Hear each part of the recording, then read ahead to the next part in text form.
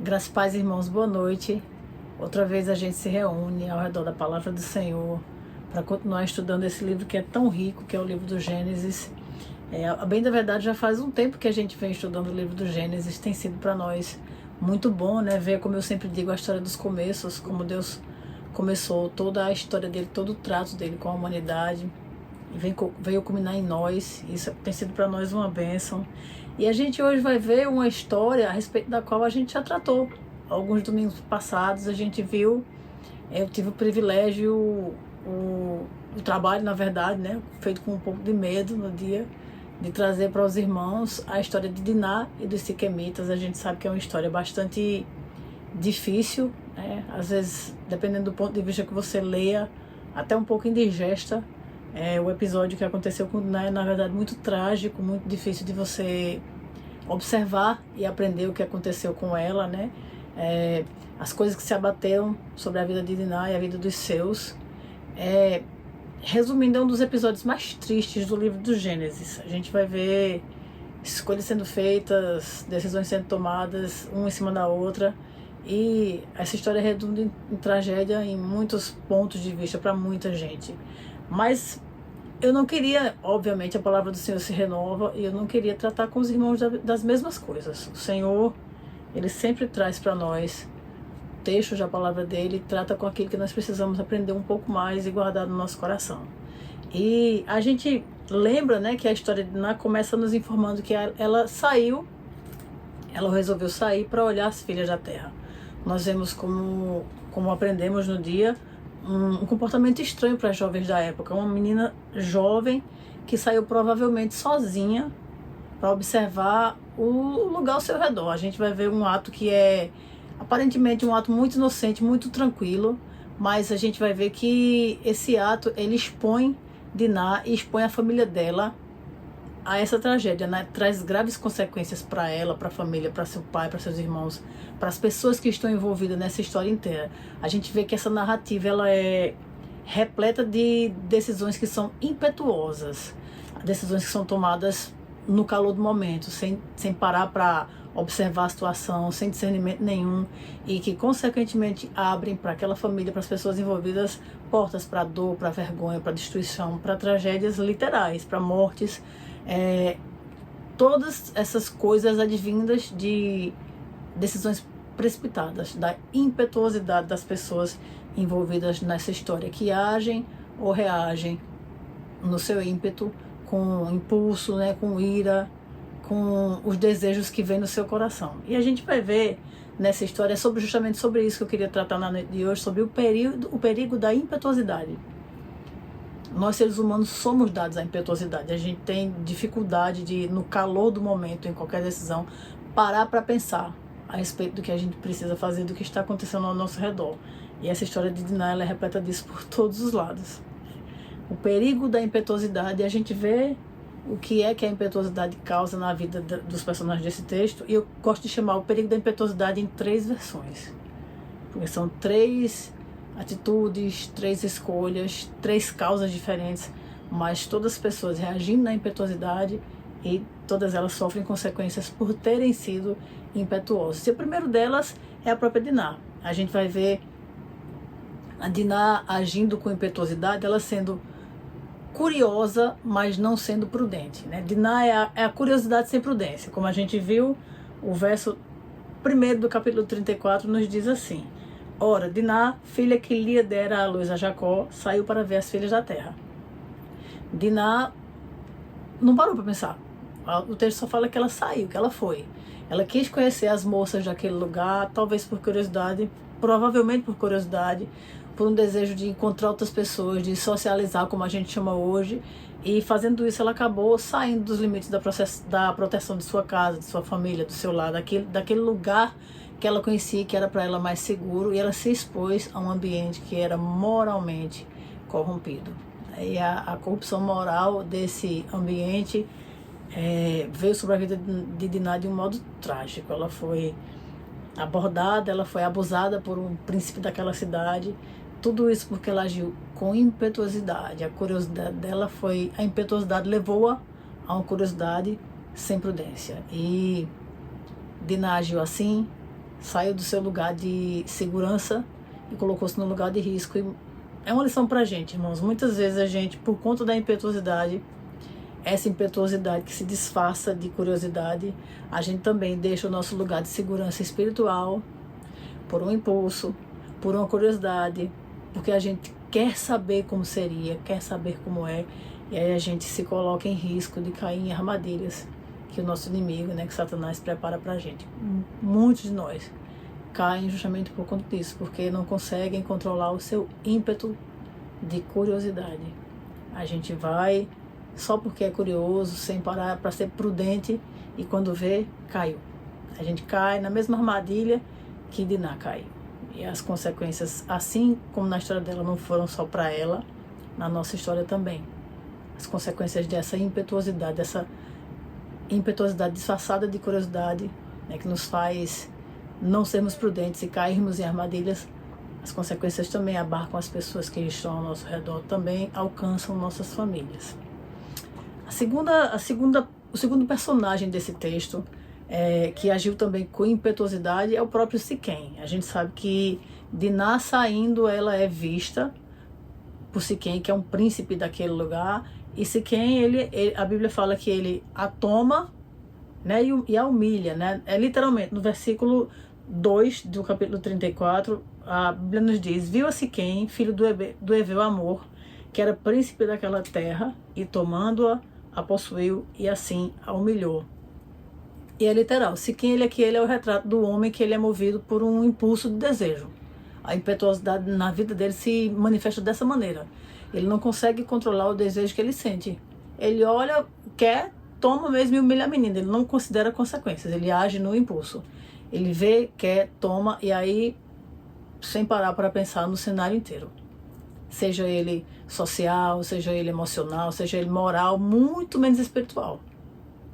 Ele só foi e fez o que deu vontade, né? O desejo sem domínio nenhum. A impetuosidade tomou conta e levou ele a agir daquela maneira, e ele foi e fez, do jeito que sentiu vontade. E a lição aqui que a gente aprende é que o que é impetuoso, ele é escravo do momento.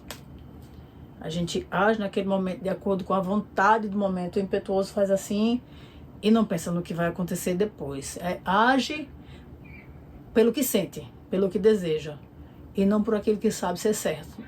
Na hora que sente o desejo, age sem nem considerar, sem nem se importar com o que é certo ou o que é errado. E invariavelmente, mais cedo ou mais tarde, essa precipitação, essa impetuosidade, ela vem e ela cobra o preço. Essas coisas não ficam de graça, e geralmente o preço é caro, e geralmente não é só um que paga. São muitos que pagam, como é no caso de Siquém e do povo dele. A gente sabe que o povo de Siquém é quem arca com as consequências, né? Nós sabemos que, nós ouvimos na pregação a respeito da história de Diná, que embora os irmãos de Diná, que se doeram com aquela situação de sua irmã ter sido abusada, eles finjam que concordam com o casamento que Siquém depois pede, tentando remediar a situação, colocar panos quentes naquilo que ele fez. Embora os irmãos de Diná finjam que concordaram, eles não concordam. A gente sabe que eles levam à tona um plano maquiavélico, inclusive, muito malvado, de fingirem que aceitariam aquele povo se unindo com eles se eles se circuncidassem, se todos os homens fossem circuncidados.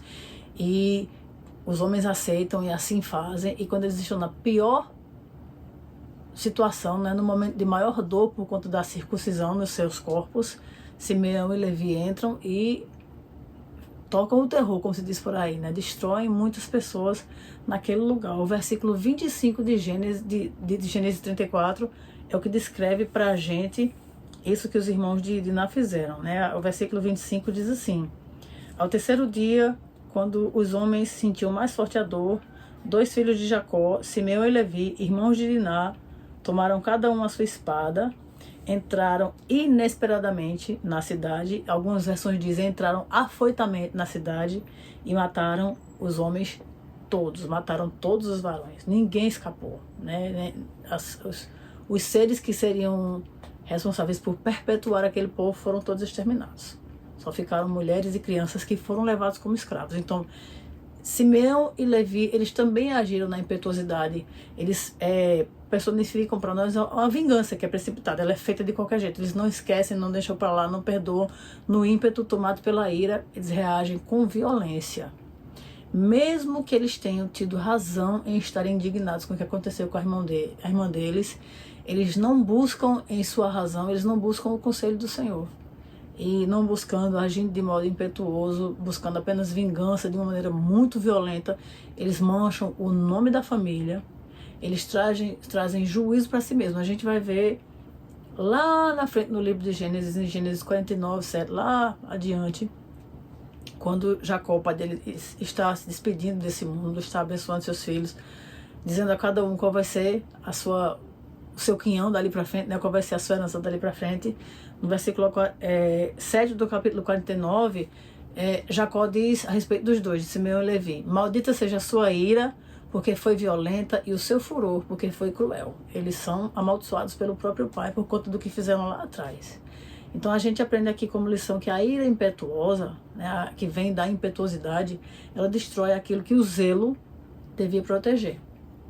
Eles, por conta do zelo pela irmã, né, não sabendo agir da maneira correta, foram impetuosos, foram vingativos e destruíram o que quer que fosse que o pai deles tinha construído ali. Eles tiveram que fugir e ir embora daquela terra. Eles impediram que a irmã deles tivesse qualquer tipo de compensação que fosse.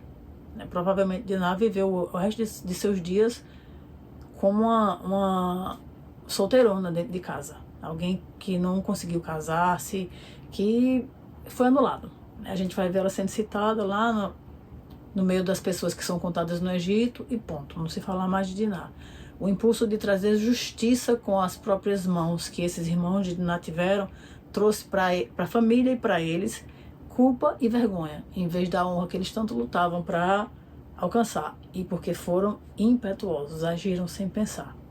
A gente precisa ter cuidado para que nós também não sejamos impetuosos, para que a gente não haja no calor do momento, na vontade que vier, por curiosidade, por desejo, ou por ira, ou por qualquer coisa que não seja o conselho do Senhor.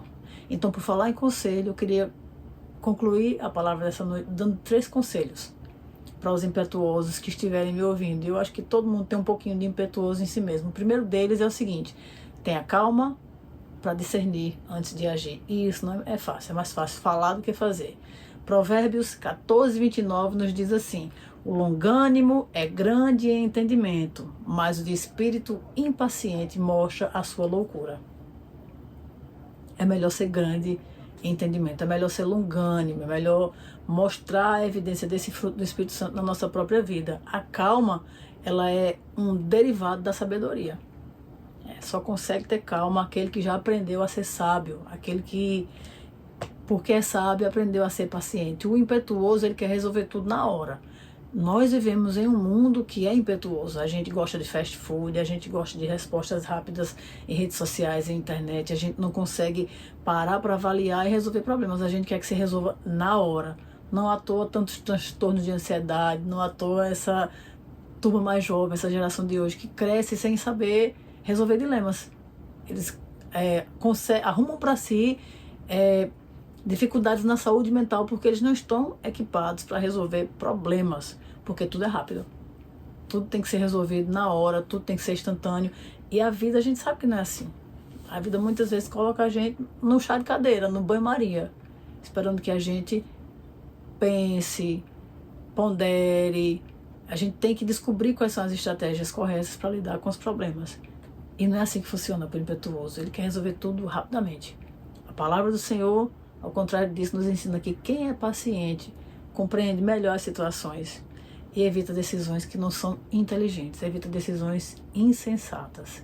Então é melhor lembrar de Provérbios: o longânimo é grande em entendimento, mas o de espírito impaciente mostra sua loucura. E a gente não quer ser conhecido por ser louco, a gente quer ser conhecido por sermos guiados pelo Espírito de Deus, tendo a mente de Cristo. E o segundo conselho é o seguinte: seja cauteloso em suas decisões. Provérbios 22:3 nos diz assim: o prudente vê o mal e esconde-se, mas o simples, aquele que não considera as coisas ao seu redor, passa adiante e sofre a pena. O prudente considera aí, se reserva. Aquele que não pensa nessas coisas só vai. E a pena chega para ele de alguma maneira. Cautela, irmãos, não é medo. Ser cauteloso não é ser covarde. Ser cauteloso é ser cuidadoso. Muitas vezes a cautela revela discernimento, e discernimento, não qualquer discernimento, mas discernimento espiritual mesmo. Então, antes de agir, o que é que a gente deve fazer? Consultar aquele que melhor nos aconselha. Perguntar a Deus, orar, esperar a direção dele, esperar que ele nos dê paz, que ele nos permita agir de alguma maneira. A prudência, ela é para nós, ela serve para nós como um escudo para que a gente não esbarre com consequências que são desnecessárias. A gente espera no Senhor e age de acordo com o conselho dele. E o terceiro e último conselho para os impetuosos nessa noite é o seguinte: exerça paciência, espere. Espere pelo tempo de Deus. Tiago 5, 7 e 8 diz assim: sede, pois, irmãos, pacientes até a vinda do Senhor. Aí o versículo lá 8 vai terminar dizendo: fortalecei os vossos corações, porque a vinda do Senhor está próxima. Mas o próximo do Senhor não é o nosso próximo. Deus conta um tempo diferente do jeito da gente, então a gente precisa exercer paciência. Paciência é o antídoto para a impetuosidade. A gente, quando é chamado a ser impetuoso, deve se lembrar que Deus chamou a gente para agir com paciência. Quando a nossa carne nos convida a sermos impetuosos, é melhor lembrar do Espírito, que diz para a gente ser longânimo, para a gente ter a capacidade de ponderar as coisas. A paciência nos ensina a confiar em Deus, a esperar no agir do Senhor, a esperar crendo, confiando que Ele tem o tempo perfeito para todas as coisas. O tempo que eu acho que é o melhor, o tempo que eu escolheria para mim, não é o tempo de Deus. E a gente sabe que o tempo de Deus, ele é o melhor. Deus sempre escolhe as melhores coisas para nós, sempre permite as melhores coisas em nossa vida, porque a vontade de Deus, ela é boa, perfeita e agradável. E a gente sabe, todas as coisas cooperam para o nosso bem, porque nós amamos a Deus. Não é assim, irmãos? Então, melhor é exercer paciência, esperar o tempo do Senhor, para que aconteça conosco aquilo que Deus sabe ser o melhor para nós. A gente sabe, irmãos, que a história de Diná e de seus irmãos, ela serve para nós como um espelho para as nossas próprias lutas, com esse lado da nossa vida, com essa característica que todos nós temos um pouco, que é a impetuosidade. Diná foi precipitada, ela foi impetuosa na sua curiosidade. Ela não considerou que poderia acontecer e só foi. Siquém, ele foi impetuoso no seu desejo, ele não considerou o cenário, as pessoas envolvidas, ele só pegou o que quis. Simeão e Levi, eles foram impetuosos em sua vingança. Eles não ponderaram consequências, não só para eles, mas para a família, para sua irmã, para aquele povo que tinha muita gente que só sofreu a consequência de uma pessoa só. Mas Deus, ele chama a gente para um caminho diferente. Ele chama a gente para o caminho da calma, ele chama a gente para o caminho da cautela, ele chama a gente para o caminho da paciência, né? Provérbios 28, 25, a parte B do versículo, lá no finalzinho diz: o que confia no Senhor prosperará. E confiança tem um elemento muito envolvido nela, intrinsecamente, que é a capacidade de esperar, de ser paciente, sabendo que Deus vai trazer para nós aquilo que Ele sabe ser o melhor para nós no tempo certo. Então, que a gente aprenda a confiar em Deus, a esperar nele, a aguardar o tempo que Ele vai agir, sabendo que o tempo dele é certo, que a justiça do Senhor é perfeita e Ele permite aquilo que é melhor para nós, irmãos. Amém? Vamos orar, vamos agradecer a Deus por falar conosco novamente num texto que já é conhecido, nos abençoar, nos lembrando que nós devemos esperar nele, ser pacientes no Senhor, sabendo que Ele cuida de nós em todo o tempo. Amém? Oremos. Senhor Deus, nós queremos Te agradecer, Pai. Queremos Te bendizer, Deus, pelo privilégio que nós temos de aprender um pouco mais com a Tua palavra, Deus, com essa história que já é para nós conhecida, Deus, que é tão dolorida de se ler, Deus, mas que sempre tem algo a nos ensinar, Deus. Ajuda-nos a sermos pessoas que aprenderam a esperar em Ti, Deus. Ajuda-nos a lutar contra a nossa impetuosidade, Senhor, a não tomarmos decisões quando estivermos nos sentindo muito, o que quer que seja, Deus, nem muito tristes, nem muito alegres, Deus, nem muito irados, Deus. Que nós possamos esperar os momentos de equilíbrio, Senhor, que nós possamos ponderar, Deus, nas circunstâncias ao nosso redor e que, acima de tudo, nós possamos buscar conselho em Ti, Deus, em tudo quanto nós viermos a fazer, a decidir em tudo quanto nós tivermos que agir, Deus. Nos ajude, Espírito Santo, sendo conosco. Dá-nos, Deus, a capacidade de entender a Tua vontade para as nossas vidas e a ousadia de cumprir a Tua vontade cabalmente, Senhor, sendo submissos àquilo que o Senhor quer de nós. Nós te bendizemos pela Tua misericórdia, pela Tua graça revelada tão escandalosamente em nossas vidas, Senhor. Muito obrigada, Deus, pelo Teu amor. E nós choramos assim, em nome de Jesus. Amém. Amém, irmãos. Que Deus nos abençoe. E até o próximo culto de doutrina. Paz.